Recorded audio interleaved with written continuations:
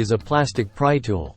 The first step is to use the pry tool to pry the plastic protective piece that protects the connection. Use some force to pry the plastic, then move it to the side to expose the old bulb.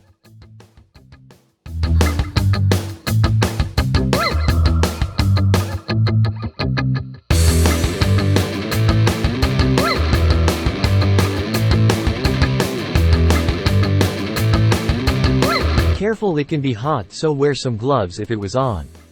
Pull the bulb out by pinching it. Now install your new ALA LED back into the housing connector and it will turn on once it has metal-to-metal contact. Now that it's back into place, replace the plastic back into its tab and click it into place.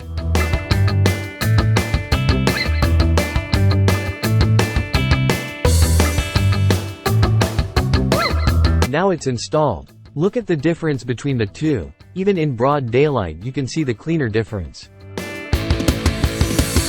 Look at that lighting. The LED gives the car a more modern look, yet giving it that crispy, cool white that many love.